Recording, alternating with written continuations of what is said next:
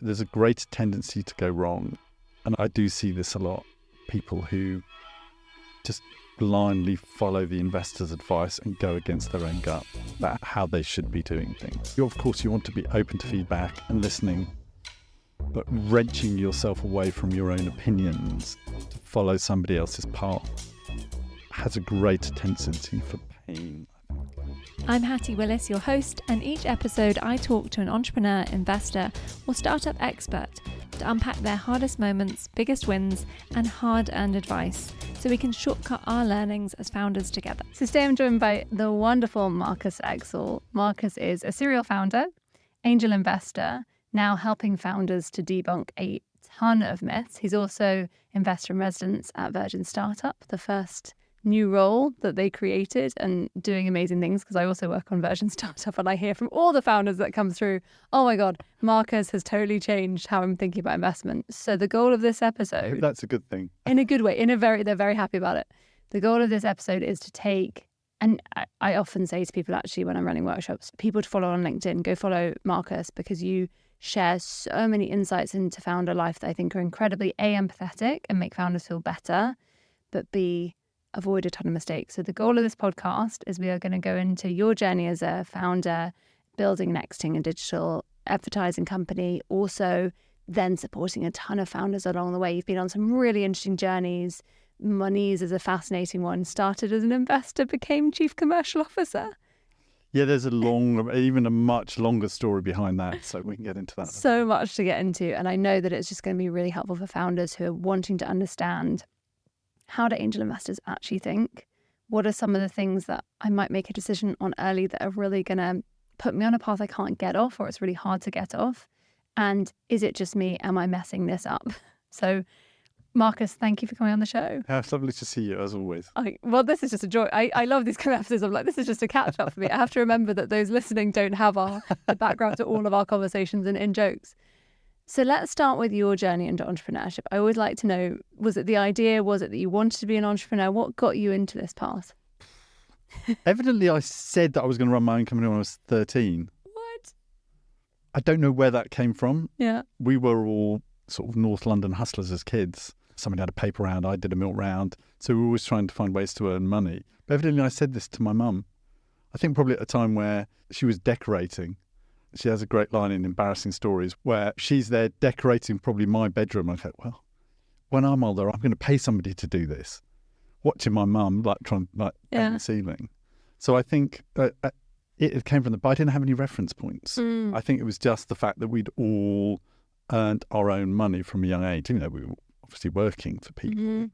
I think going from 20p pocket money to, I can earn £5 in a weekend. Yeah.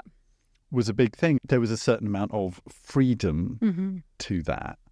I mean, all my money went on records, but that's another thing. But that freedom, having a bit of money, freedom to choose things that you did rather than having to rely on somebody else, I think there was something in that probably sparked it. And I feel like that's going to be an interesting thread to pick up on when we talk about investment later, because I think a lot of people associate investment with having a ton of freedom around money. And we might debunk that myth quite quickly later. But how do you go, so 13, it's kind of in your mind as a loose concept. Yeah. So what got you to start? First thing was I was 15, 16. I would hire out a nightclub, sell tickets, mostly unsuccessfully. I had to get bailed out by my mum, definitely once. A lot for my mum probably, because there wasn't a lot of money around, but money that she would otherwise like to have had around. So, hire out a nightclub. Yeah. You do some kind of deal with the person who owns it. Think you're the big guy selling tickets, not selling quite enough tickets. Yeah. So I carried that on at uni a bit with a friend of mine. And I think it kind of all developed there. My early career, though, was in corporate, but working with some amazing people. But that was always in the back of my mind. What's the idea? What's something? So I started, when I came back, I'd been living in Japan, came back. The internet was kicking off. Got to get into that. It seems interesting. I'd had computers as a kid. Yeah. A computer as a kid. That first generation to have computers at home. Mm. So au fait with them, not scared by them, certainly. Yeah. And so the internet kicking off. So I went to work for somebody else, building business for somebody else. Again, not that successfully. Mm-hmm. Just after the dot-com crash, I joined an incubator 3 months after the NASDAQ crashed. So all the money disappeared. At the time when I started it, in hindsight, it was probably good timing. What was good about it? Well, I think a lot of other people were getting out just because, going, oh, I'm not going to do that. There's nothing going on there. But I think for us, it turned out that being in it, one of you trying to work it out at that time was good, but it felt awful. And I think that's, I think, a common thread. Lots of people talk about, oh, there's a recession, but actually look at some of the companies that come out of recessions, like incredible companies, Airbnb always cited, right? But I think, as you say, it's probably good to add the caveat that, like, just because you might get out of it doesn't mean it's going to feel good in the period that everyone else is saying, why are you doing that? This is not looking a good space. Honestly, I can tell you, I used to go out and buy a sandwich at lunchtime. We were based in the depths of East London. Go and buy a sandwich. I used to go and walk around the tiny little local shopping centre in the area where we were, trying to work out what I was going to do next. And sometimes for way longer than I should have done. The money had dried up. We weren't going to go out and hire lots of people to build the technology. So we just trying to figure out some way of making money. So what happened then? We ended up selling services, I suppose, things that we could do, help people with. The guys we were working for, they weren't that interested in that. They wanted to build technology. I didn't understand the difference about services, and it was just a business. I probably didn't even really understand business, frankly, at that stage. Didn't understand all the different levers. And they said, well, we're going to stop this. So with somebody else who was running one of the other divisions, we went and set up with another couple of friends, went and set up a business. I think we thought we were starting a technology business. And we started an agency by mistake, really, because we didn't know the difference about how things would scale. We'd been working in something close to technology for 3 years. We probably could have worked it out by then. But then we started what became a thing called Blue Barracuda. I suppose people look at it as being early, relatively. 2002 was that next wave. But I've got friends who started digital agencies in 93, 94. So we felt we were really late. And I think also this is the other thing. It's so impossible with the competitive landscape. You can look at it and you can rule things out because you're like, oh, there's someone else playing. Or you can say this is a great signal. Others are doing it. We're probably at the right time, even though it feels late to us, right? And I think naivety can be really helpful. We just wanted to get started. Yeah. If we'd stopped to consider all of the things that were going on, all of the companies that existed, everything that we might need to think about, we'd have probably got too scared and not done it. So because we're going to try and pack in so much in this podcast, I'm going to do a highlights reel. You framed it beautifully. You've come in with this naivety, thinking you're building a different business model to one you are, in a different space, tech versus agency. So what were some of the biggest and hardest to learn lessons during Blue Barracuda? So many. You're like, I need more hours in the podcast. Yeah, I mean, near disaster, lots of times. The business happened to us rather than us running it, certainly around the finances. Near disaster, definitely 2 major times, probably a lot more near misses that we didn't understand. Not being able to sell to start with. There was a moment in the very, very early days where still how we made it through this, I've no idea. My business partner, who famously has no sense of direction whatsoever, we were trying to win business, not having a lot of success. We've won something small, maybe, tiny little bit of money. Nobody's getting paid. He got this meeting with a company in Milton Keynes, which is famously built on a grid, right? A bit like New York, ups and downs and crosses. A lot of roundabouts. He left an hour to get from home to the meeting and still managed to turn up an hour and a half late. Oh my gosh. They still saw him. Oh, what? Had a meeting. Seemed to go well. We then had to go and pitch for this small bit of work. So we went there. We were so over, like, how anything was ever going to work for us. I remember meeting at a little chef, the chef done this, but, roadside cafe. Yeah. Shared a tea cake and a cup of tea and said, we're going to have to win something here or somebody's got to go and get a job. We're out of money. There's runways for us is gone. So we went in and pitched for this bit of business. That was great. This company, Office World, selling stationery, about to go e-commerce. Great. We can help with that. Run a small campaign. So we thought we'd gone into this meeting pitching small, I think like 10, 15 grand campaign. They thought we were pitching for all their business. So when they phoned us to say, look, we really want to work with you, we'll go forward with this thing, we thought we'd won a 15 grand campaign. It only became apparent over the next 2-3 weeks that we'd won, I'm going to work with them on all their business. And I think that if we'd known that we were pitching for all their business, we wouldn't have won it. Yeah. Because we'd have just been like way too nervous, keyed up, panicked, whatever. Interesting. I'm so curious. When you realised, was it half panic? We've got to do a lot more than we thought. What was the reaction? I mean, other than, oh my God, this is amazing. Were there other bits involved? Well, I think any early stage company that's ever won anything of any size, you have that, we won it. Yeah. Oh shit, we won it. Yeah. And so you've got to then go all of the pieces. But as we were talking about a little bit before we came on, that bit about everything was moving so fast. Mm. If you're a couple of weeks ahead in terms of knowledge, that's actually quite a large distance ahead when everything's accelerating so fast. The business starts going better. You're getting these really big contracts. I want to skip ahead a bit, and by a bit I mean to the end of the business, and talk about exiting. Because I think it's a total black box of like, what is this process? And also from a founder perspective, I think it's really helpful to hear different stories of, was it something you actively wanted? Was it something you were planning for? How did it come about? And then what happens afterwards? Because I think when you hear founders talking about it, it's more complicated than, great, I've achieved things and now I'm clear on my identity and ready to move on. That's not normally the story, right? I think we'd always, since relatively, we'd have what do you need to have in place to achieve an exit? So what are the things that people who buy look for? And those are? Well, definitely in the space we were in, people want good growth. Mm-hmm. Definitely within technology startups, growth is this outsized thing because of the nature of how VCs earn money and the returns and the speed. Mm-hmm. OECD, I think, classify high growth companies at 20% a year. Mm-hmm. I think we were growing typically at about 30%. Yeah. They're looking for certain amounts of profit, more now than they did then because of inflation and everything else. It was always a profitable business. So although it doesn't grow like a startup grows because you mainly scale with people, we made profit as we went along. Certainly past the point where we'd worked out how to run the finances. Yeah. Because, through the near disaster of the first 3 years. There was a particular point.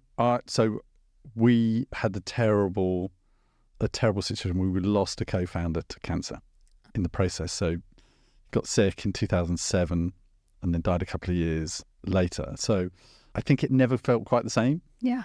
In that business, those of us who were left still got on brilliantly and we still get on really well today. But losing Jason in the way that we did, it never felt. So I think that the exit started to spring up more. There are lots of people who will advise you on exiting. You've probably got someone who knows an M&A advisor. We'd spoken to all of them over the years and said, well, what should we be doing? We hadn't paid for any advice at that stage. And actually I think that's really helpful for founders to hear, because I think a lot of people will be thinking, oh, well, I can't talk to someone like that until I'm ready. And get all the free advice you can. Cost me a ton of money. And even if you don't know them, actually you can approach them, right? And I think having that eye on if you want to exit, and I think just briefly looping back to what you were saying about the difference in growth needed for just a kind of standard sale versus a VC exit. If you haven't taken VC money, then actually you can have lower growth rates and still get a nice exit. And it might, ironically, sometimes it ends up better for the founder.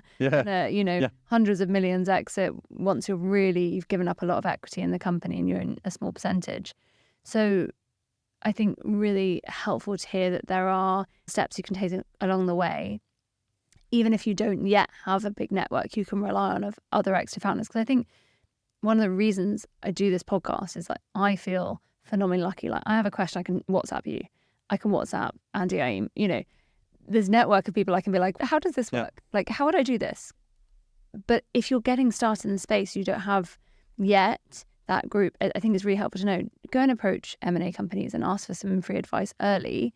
It's totally available. Yeah, because they're always trying to build their network of meet great founders who are going to be on that path. And you meet the odd arse, but most people are friendly, working out their business, because they're all businesses as well. So they're trying to build a network of great founders who might want an exit in the coming years. And I think we spoke to everybody in the space several times. And there were a couple of people in that process who just gave us great advice around things that we needed to do. And they didn't want anything for it. And, I'm still in touch with those people today. And they're still doing the same thing, just trying to put good stuff out there and find the people that they're meant to work with. Was there anything that was particularly surprising, either that you learned in the end by doing it or through those conversations, that you just wouldn't have known beforehand about exiting a company? I think there's things like how does deal structures work, what profit levels you need to have to get to certain multiples of value of your business. So typical of agencies, you get some of the money up front. Yeah.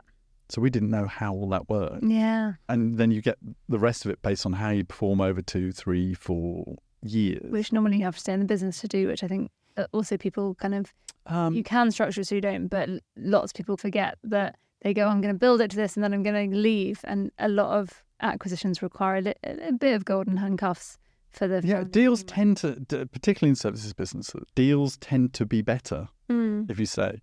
Yeah. Because they know that the founders, even in relatively large services business, the founder's usually pretty key. Definitely one thing that I wish somebody had told us very early is to run our company admin like it was a due diligence process. We were always going through that. So set up all your filing, everything. So you are always... Hattie runs away and does some admin after this. So you're always ready to go. Interesting. And it tends to be typically the same, whether you're looking to raise investment or to sell a business. Just because the heartache we went through to go, oh, hell, where is all this paperwork? We had weekend upon weekend upon weekend in the office, because you can't do it when everybody else is there, because you don't want to freak everybody out. Yeah. Why are you suddenly looking for all this paperwork? I mean, it's done differently because obviously you do it on a laptop with a cloud, but the cloud didn't exist, so we literally had files that somebody was going to come in and wade through. Wow. But I think you will save yourself a lot of heartache. Yeah. If you understand what a typical due diligence filing structure is, there's plenty of them online, and run your business so everything gets filed as you go along. And I want to come back as well, because I know we'll have people with their ears pricking going, I want to ask about the investment side of that. So we'll come back to the investment side of that as well. But just kind of finishing the thread on exiting. So at the point at which you sell the company, what does that look like for you? What does that mean? Are you suddenly going, I feel completely fulfilled and my life is complete and I have reached self-actualization? She said in a leading fashion. I don't think you do.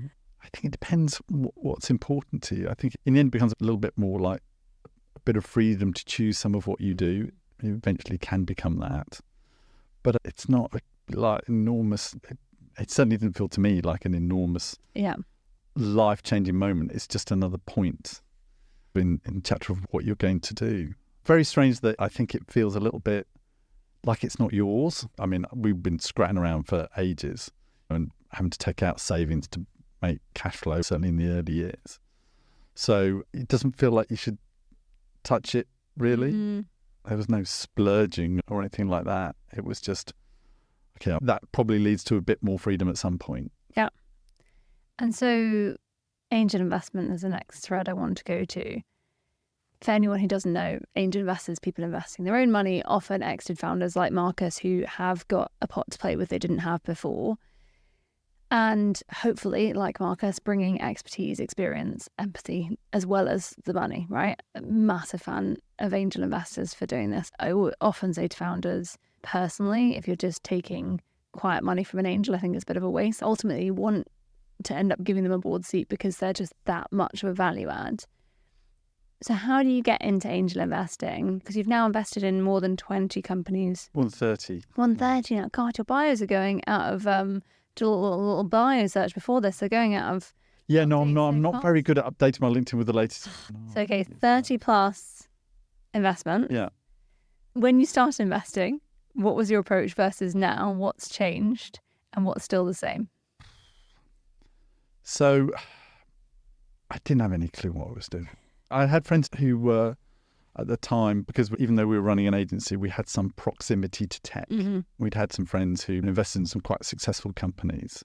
So you could see it, albeit for the little bit of a distance. So you weren't involved in the processes, but you knew it's something you could do.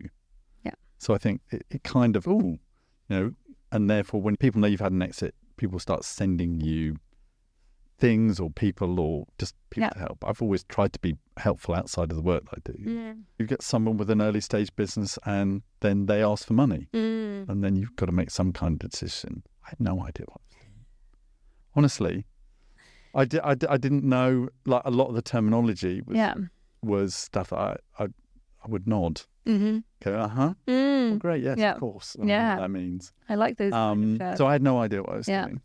The thing that's definitely stayed the same is it's all about the people. I'm trying to understand them and are they going on a journey that I want to go with them? I can get interested in a lot of stuff if the people are right. Yeah. Likewise, it doesn't matter really how much, if the business is great, if there's no vibe with the people, I think that's difficult for me to do. Because looking at your investments, you've got a very broad range in the portfolio, right? There are some people might know that, I think this is all public, I'm not about to reveal any private investments, but Heights, which is this incredible brand doing like actually good supplements, really good. And then Farewell, which is all about wills, which is quite a different space to supplements. And then also others, Dream Factory, which does media production, Maniz, which I want to talk a bit more about because I'm just so interested in that. And I still remember, I don't think I've ever told you this, I can't remember who introduced us, but someone said at the time I was really just looking for an idea and a space to work in. I was like, I think I kind of want to work in helping underrepresented founders get investment. And someone said, I should chat to Marcus, he's an angel, go and chat to him. So I arranged a call with you to do, in my head, some cust-up, just to ask loads of questions, learn from you, and then maybe an idea comes, maybe it doesn't. And I remember reading on LinkedIn before, and I knew Monies, and I'd put it in workshops before because I thought it was a really great model. And I was like, oh God, I'm now having this oh God, I've got to talk to this guy, and it's going to be really intimidating. And oh my God, I'm panicking. And I got on a call, and I was like, okay, this is really easy. This guy's really friendly and not totally up himself and thinking he's, And I was like, oh God, this is a lovely conversation. It's so funny, years on. I'm like, oh. I think entrepreneurship has a way of beating the humility into you. In the best entrepreneurs. I think some go the other way. I've definitely known some to go the other way. But yeah, so very different kind of portfolio investments. Yeah. So when you say you look for the people on the journey you want to go on, are there particular traits that you look for? I get dissonance where I think people don't treat others well. So I'm definitely trying to rule that one out. I tend to follow people around for a lot of time. So I can give you like Heights. I was really getting to know Dan when it was the business it was before that. Dan was a very good friend of one of my good friends, and we had built the relationship. So when the idea for Heights came out, there was no way I wasn't going to do it.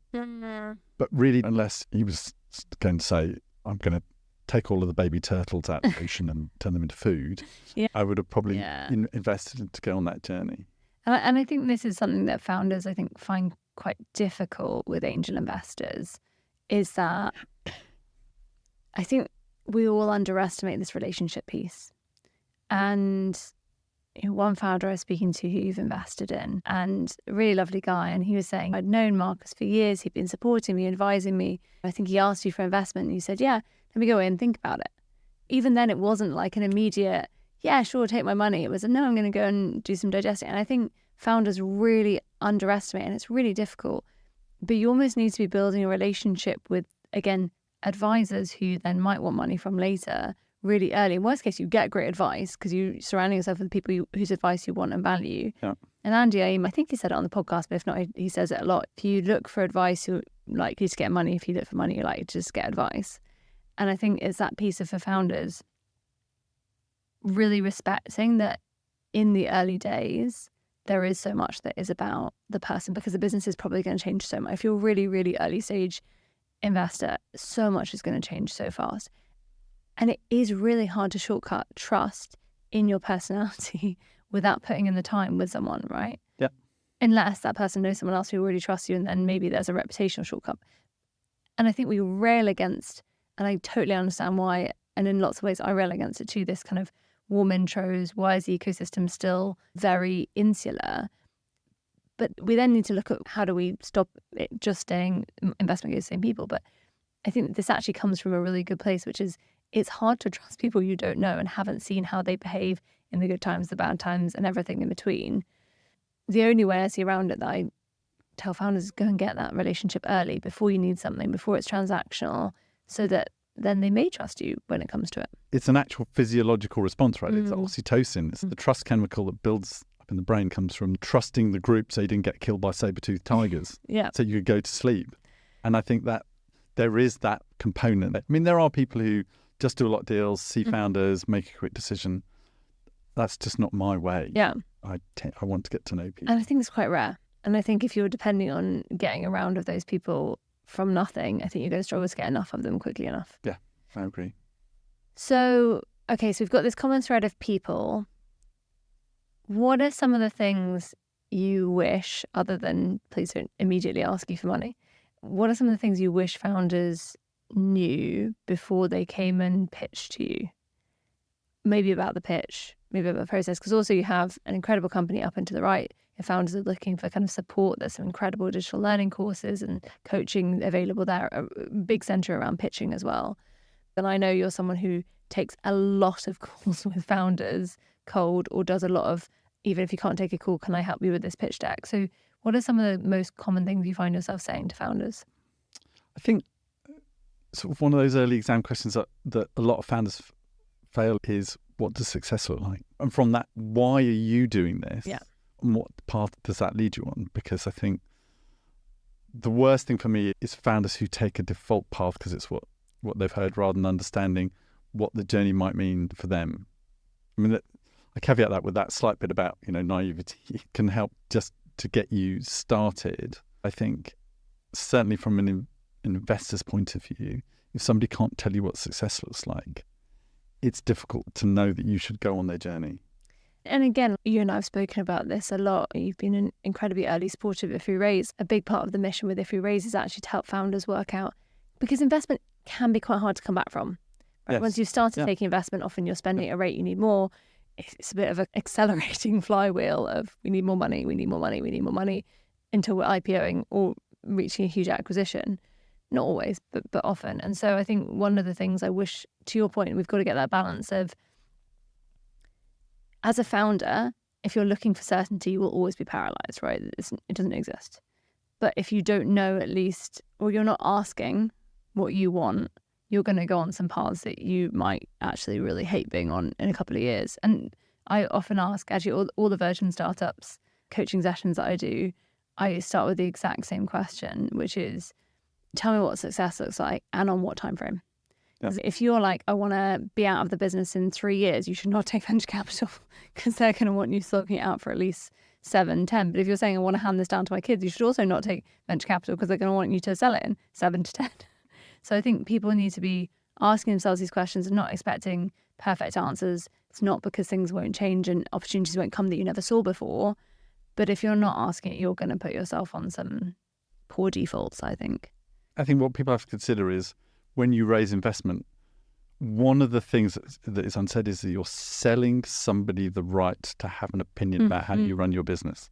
And I think that, yes, you can have great investors, but you don't always know. So if somebody's leaving a company because they don't like the boss and they want to have the freedom to do things their way, you can still do it with investment, but you have to consider the potential impact to somebody else's opinion on what you're doing. Mm-hmm.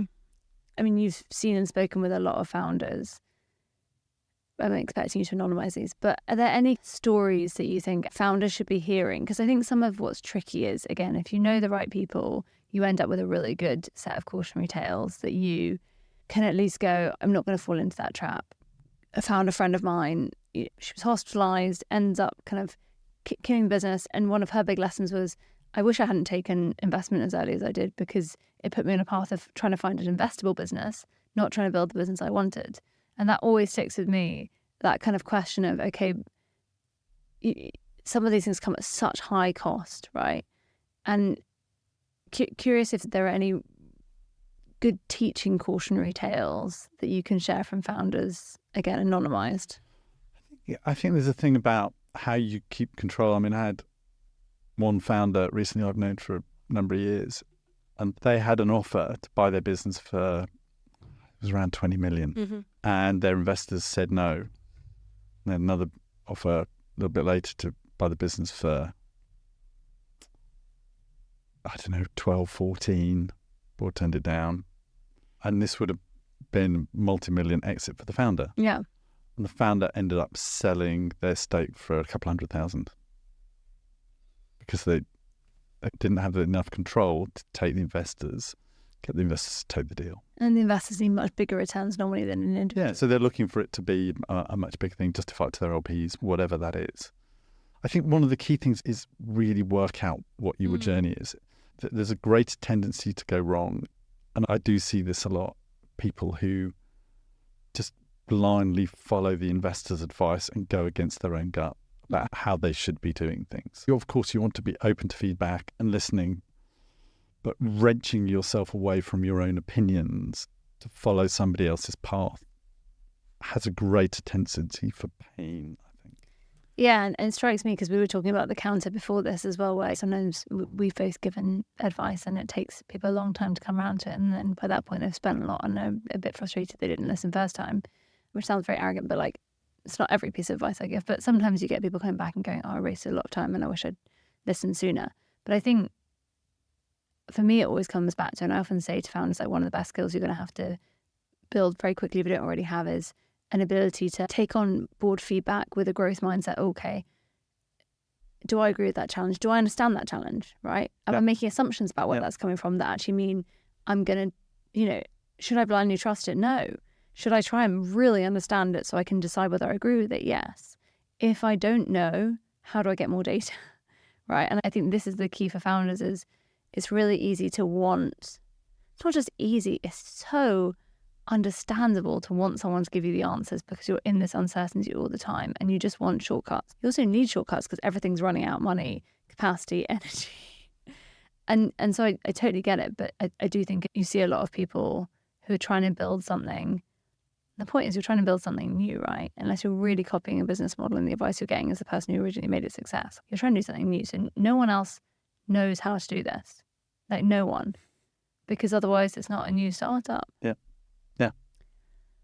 Any other big bits of advice you would give founders thinking about fundraising investment? And it can be practical tips around the process. You've already given a great one around making sure your DD isn't a complete nightmare by thinking about it earlier. Anything else you think founders should be doing that they're not doing that you normally see? Get great at telling stories. And I understand it, you follow the kind of the more functional approach, but emotion is the thing that sells. If you get people to feel something. 100%. And also coming back to the point of, I think founders get very obsessed with the pitch. Whenever I run a pitching workshop, I always say there's 5 pitches minimum, right? Most of those aren't the deck.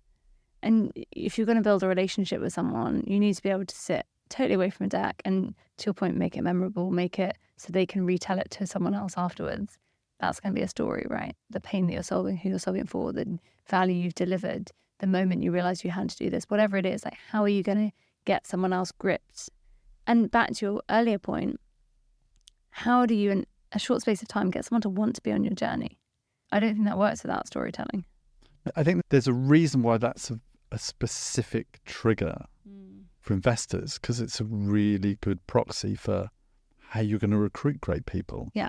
How you're going to sell to customers, how you're going to get anybody else who you need and convince to come and join you in whatever capacity as a customer or whatever, that you're going to be convincing in doing that. Yeah. If you can be great at making people feel something from the stories that you tell, that's a great proxy for being able to do a lot of the other things that building a startup requires. Yeah. And I think people just don't even put enough thought into, like, what do I want someone to feel?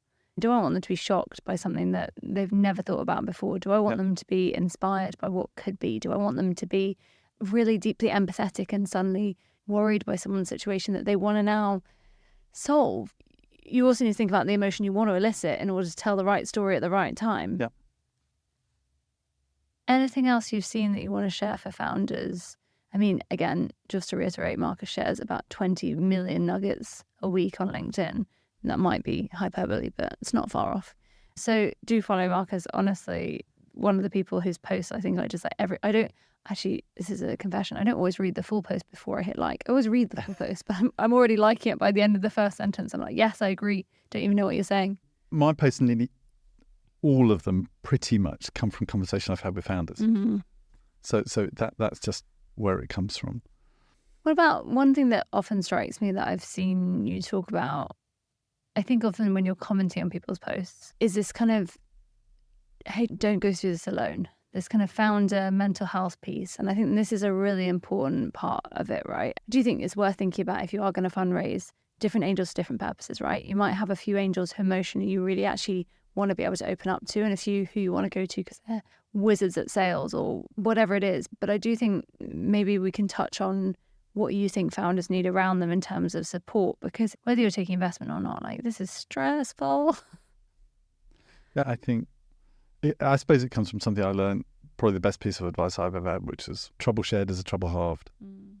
There's just something about saying it out loud to somebody else. Yeah. Get it out of your own head. I think that changes some of what's going on in your own brain, just literally saying 100%. it. But you're also more likely to find either your own route to the solution or be able to get it from somebody else if you can sort of summon up that vulnerability to talk about it. And I think the other thing it does, which I've been thinking about a lot recently, I had a moment a few weeks ago. My internal narrative was, oh, you're a failure. You're such a failure and you're a fraud and you're a failure. And so I called my boyfriend. I was standing in an airport waiting for a flight. And I called my boyfriend and I said, this is happening. I'm feeling like this. And I knew by saying it aloud to him, there was no way in hell my boyfriend was going to let me get on that flight thinking that about myself. But actually, I knew that before I even said anything. So there was a part of me that knew if I said it out loud, it would in some ways call me out on how horrible I was being to myself, right? That's like, you wouldn't say this to anyone. Like, you wouldn't think about it anyone. Like, yeah, that's just gross. And actually, almost before he'd said anything, I was like, by saying it out loud to you, yeah, I'm more self-aware that this is the pattern of thinking I'm getting into. And I do think, so I think it helps in some way. Someone might give you practical advice, support, help. Someone else might just make you feel supported and less alone in it. And also you might realize like, hey, I'm being a real dick to myself right now. And another founder friend did a really nice piece of advice the other day, which was she has on her desk a picture of a younger version of herself. Like, pick a picture when you look damn cute and you look young. And I don't remember what those days were. I imagining adorable, Marcus. But you look at it and if you wouldn't say it to them, you can't say it to yourself. So if you wouldn't say it to pigtails Hattie with a tooth missing, you can't say it to 30-year-old Hattie who has all her teeth. I think that feeling doesn't matter how big the business gets or whatever. I don't think it ever completely goes away, because in anything that's moving quickly, you're coming across difficult things that frankly you don't want to deal with, you wish would just go away. Yeah. So you didn't have to deal with it. I hope they'll sort themselves out. That stuff is happening all the time. So it's natural to think, I'm not very good at this. Yep. Because you operate off two lists. What I haven't done yet and what I'm not good at. The stuff that you've achieved becomes of no consequence the moment you've achieved it. And also, we were talking about this the other day, as is one of the traits of ADHD, having had, a realization that I have it, I now see it everywhere.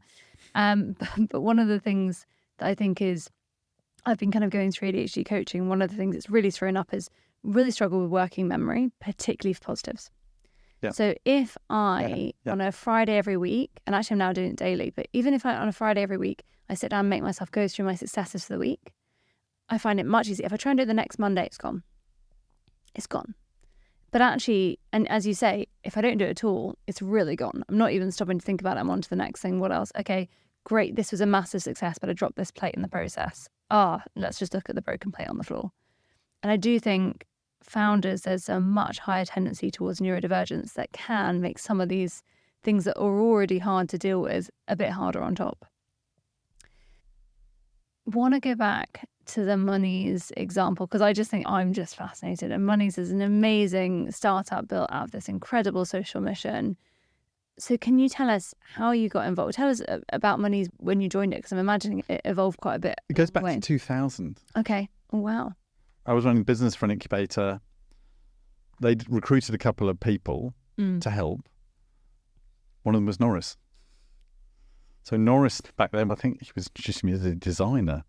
And so I'd worked with Norris. We worked 2.5 years there. And then when we left and set up the agency business, Norris came along as well. Mm-hmm. And then, because Norris is from Estonia, he at some point said, I want to go back to Estonia for a bit. So he went and set up the office there. So we grew that. It was a very successful bit of business. He left and then was doing a couple of entrepreneurial bits. And then when he'd exited one of those, he said, I need a holiday. So he went on holiday. So I'm going to America. I'm going to spend some time in Florida. If while I'm there, I think of anything, a big idea, I'll call you. So this was about 3-4 months later. So it was been summer of 2013. Said, got this text message, can we have a chat? And picked up the phone and said, I've got it. Got what? Yeah. You're on holiday. Where are you? He's like in Tampa. How are you? Yeah, I've got it. I said, fine, okay. Well, it would be really good to have a proper chat. Bear in mind, he's in Florida at this point. A week later, he'd flown back to the UK. We were sat in a coffee bar in Soho. And he was explaining the idea. And I can tell you, at the time, I still got the document, the original idea was called Bankilla, spelled like Godzilla. Oh my God. So the idea that you're going to do something for customers that banks aren't going to do. And so we were kicking this document around a little bit and trying to work out what this thing became. And he said, well, I've got a bit of money after my last exit, but not a lot. I said, but you've got a bit of money. Do you help? And was it an idea at that point? He's got a name. Is the idea what Monies became? Like, what is the idea at that point? So the idea that Monies became, it's become a bigger business because it's got a platform side and everything, and that's just been split out. But it was still about financial inclusion. So getting people bank accounts who couldn't otherwise get them. Mm-hmm. So the idea existed at the start, but it was never meant to be a big business. Mm-hmm. The original business plan, again, this is about knowing what success looks like and how you've got to be able to change. The original business plan, it was like maximum 5 million turnover. And it was very early in my investing journey, but it was Norris. I'd known Norris forever, and he was a dear friend. So we kind of went on that journey. I was, I suppose, the main board advisor at that point and a little bit involved at the time. And then it would go dark for a couple of months and then we'd get deep into it again. I'd fly out to Estonia. We'd work on a few bits together and it went from there. But it was so uncertain for such a long period of time. How long is long? Definitely the first 4 years, because it wasn't VCs, financial inclusion, banking for what VCs would, banking for poor people. Yeah. Is not something that they got that excited about. You shock me. So Norris became like the angel whisperer. Mm-hmm. So it's got a massive cap table of people who wanted the idea to succeed. And is that how you did it? You just really went through multiple angel rounds or bigger angel rounds to get to a point where the numbers excited a VC? Like, how do you grow it? I think it was getting to that point is, can you grow revenue? Is there some component of product market fit? Even raising sort of the Series A, which is when I met Anthony Kapp, because he was representing the Korean investor that came on at that stage. Mm-hmm. There were so many ups and downs with that round. We had one investor who'd committed and then pulled out almost last minute. Yep, just had a friend that happened to this morning. Yep. And so it was deeply uncertain for a long period of time. And even then we had all sorts of things. They're complex businesses. Yeah. Huge number of moving parts, very complex cost structures. Yeah. So you get, when you're dealing with card schemes, MasterCard, Visa, whatever, all of the people that provide the underlying infrastructure to plug you into the banking system, everything you do is made up of these tiny fractions of pennies that go to make up the cost model. And you've got to forecast all of that stuff out. It was crazy as a business to do. But you'd get letters from people to say, thank you, I was at my last point with money, and the only reason I got a job is they'd said to me that I needed a bank account to get the job. I'd heard from a friend about Moniz. I had half an hour outside of the interview room, managed to get a Moniz account, use my passport, and then go back in and give them the account number so that I could get paid. And it's interesting because I think hindsight is so 2020, right? You look at it and you're like, this is a massive problem. It affects so many people. Like, of course, it's going to be a huge business. What changed, I guess, your minds as a company that it could be big? I don't know if you struggle. I definitely struggle with this with founders, of the balance of when you're helping them, trying to get a little bit of like, hey, do you have to be this size? Like, what is success? But also particularly working with underrepresented founders and trying to say, hey, the funding ecosystem is really biased. I wouldn't go into it unless you really have to and want to. But equally, you never want to be capping someone's ambition, in my case, because of the prejudice in the system, but even just broadly. Curious like how you get from the point where the ambition is, or not even the ambition, the business modeling you're doing is saying this is a 5 million business. People start to refer in people without us doing anything. Because there's no reason for a VC to get it when we're going, oh, it's going to be 5 million. But sort of later we started to go, okay, well, no matter what we do, these customers are coming and there's more of them and more of them. I think that's the point we realised it took us a lot longer to convince investors that was a thing. And that excites investors. And some founders, you might hear it called like a viral coefficient or a viral loop. Basically, if for every customer you're paying to get, they're bringing more than one customer, you have this virality where it's going to go. And that is actually exponential growth, right? You're starting to really see this uplift. And I think not enough founders are thinking about how to design that into their business models as well, right? How do you make that really easy if you want to encourage it? How do you literally bake it in so it's seamless? You know, Snapchat did a really good example of this, where in the early days of Snapchat, if you wanted to send someone an image and they didn't have Snapchat, it wouldn't say to you, oh, you can't send Marcus a picture of your dog. It would say, oh, do you want to send this to Marcus?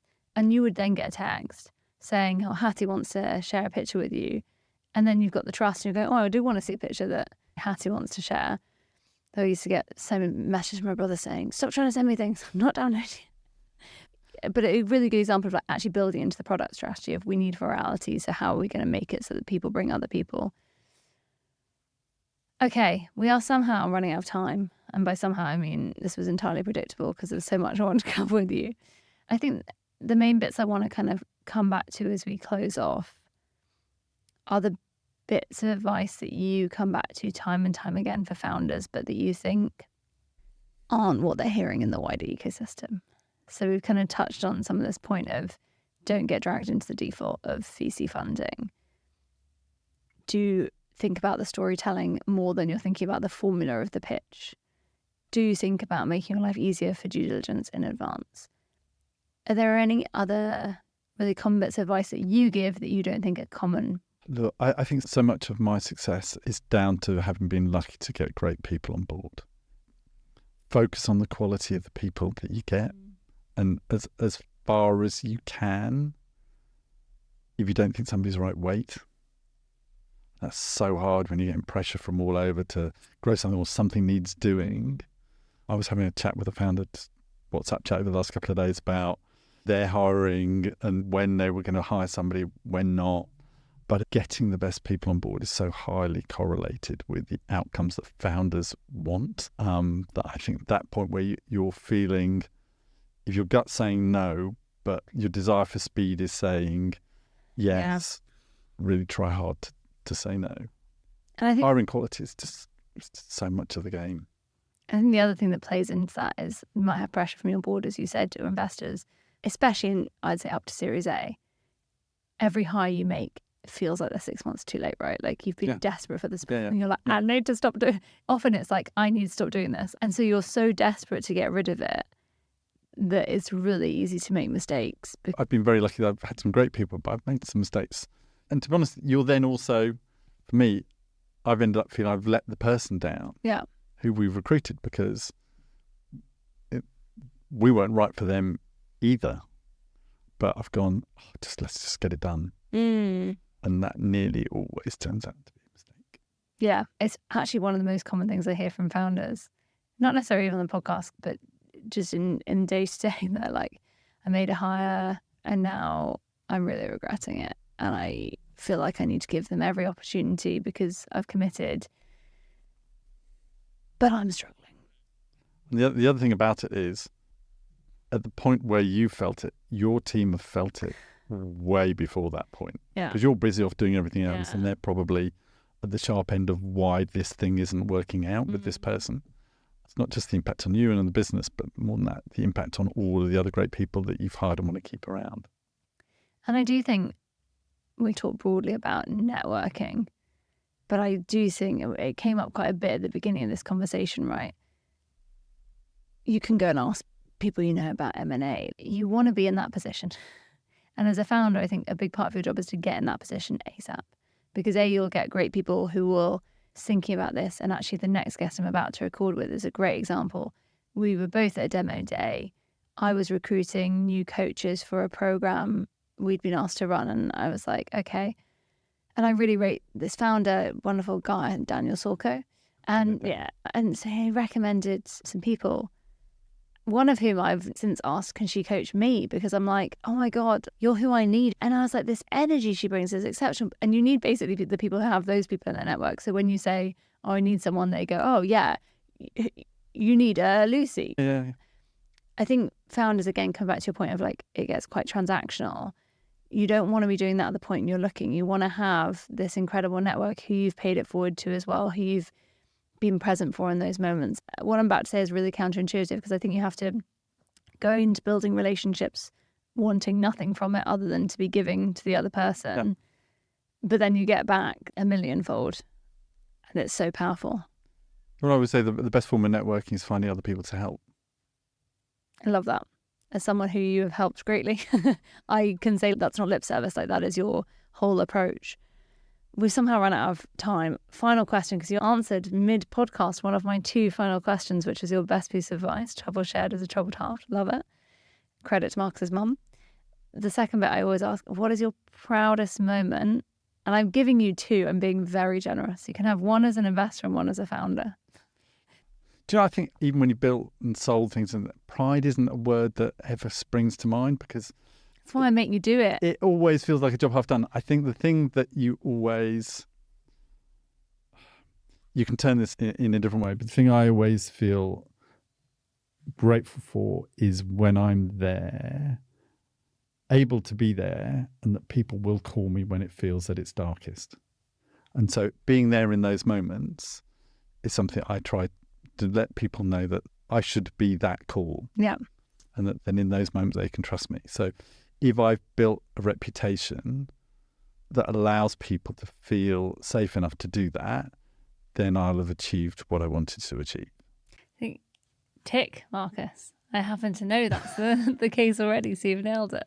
And it's funny because obviously you and I are in a group with Angie Ayeem and others. And I remember asking him like, well, how do you get founders to do it? And he was like, well, that's just what I established in the beginning. I'm super vulnerable with them. They can be super vulnerable with me. And it's one of the reasons I, wanted to feature both of you and more investors like you as we go on through this series, because I think founders need to understand the art of the possible. Like there are investors like this. There are investors you should want to tell when it's hard and not just the successes. And you can look for those for your cap table and just invest in it really early, because the yous and the Andys of the world, in my experience, are very rarely people who invest at the point of pitch. The people who really will be that sounding board, they want to have got to know you first, because that's where the kind of joint vulnerability is going to come from. So invest in that relationship piece early. Marcus, I don't want to finish, but thank you for coming on the show. We get to keep chatting, so this is a joy for me. But thank you for coming on the show and sharing with all our listeners. Thank you very much. Lovely to see you. Thank you for listening. Before you go, please do take a minute to follow so you never miss another episode. We have some incredible founders coming up. And I always love to hear what resonates with listeners. So do drop us a direct message on Instagram @NotMyFirstGuest with any moments that meant something to you, ideas for future episodes, or your own entrepreneurial stories you want to share. Until next time, happy startupping.